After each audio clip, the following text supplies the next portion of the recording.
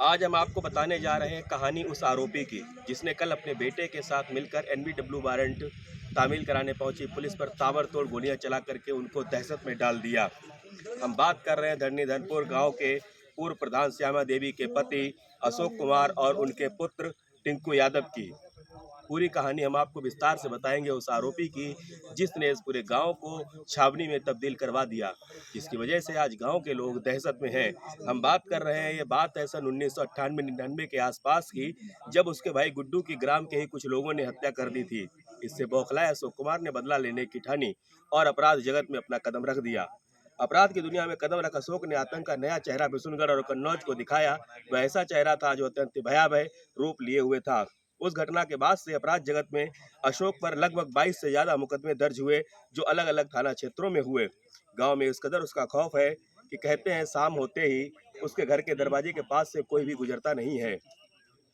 कल एक मुकदमे में न्यायालय द्वारा एनबीडब्ल्यू वारंट जारी होने के बाद छिबरामऊ कोतवाली प्रभारी जितेंद्र प्रताप सिंह मय पुलिस बल के साथ में उसके घर पहुंचे। आरोपी पुलिस को देखकर इस कदर भड़क गया, इस तरह आवेश में आया कि उसने और उसके बेटे ने ताबड़तोड़ पर फायरिंग शुरू कर दी, जिसमें बिशुनगढ़ थाना क्षेत्र के रहने वाले एक सिपाही और वहां पर तैनात एक सिपाही जो कि 2019 बैच के सचिन राठी हैं, उन गोली उनके पैरों में जा लगी। घायल सिपाही को पुलिस ने तत्काल ही प्राथमिक उपचार के लिए छिबरामऊ के सौसैया अस्पताल भिजवाया, जहां से उसे कानपुर के हायर सेंटर रेफर कर दिया गया।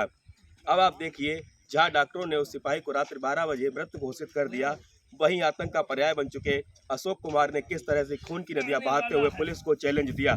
पुलिस ने तुरंत मोर्चा संभाला और जवाबी कार्यवाही की, जिसमें आरोपी अशोक कुमार और उसके पुत्र टिंकू के पैर में गोली लगी और वह घायल हो गए। हालांकि घायल होने के बाद भी आरोपी या उसके बेटे के चेहरे पर एक भी सिकन नहीं आई। आप इस तरह से देखिए, ये खून के धब्बे जो पड़े हुए हैं सड़क पर, किस तरह से उसके आतंक का पर्याय बने हुए हैं, किस तरह से उसकी दहशत और उसके कारनामे की गवाही दे रहे हैं। उसके दरवाजे पर बने हुए शेर दो आप देखेंगे इस तरह से, किस तरह से ये द्योतक है इस बात के कि आरोपी किस तरह से निडर और बेखौफ था। गांव में किस तरह से उसका आतंक था कि आरोपी के चेहरे पर एक भी सिकन की लकीर नजर नहीं आई।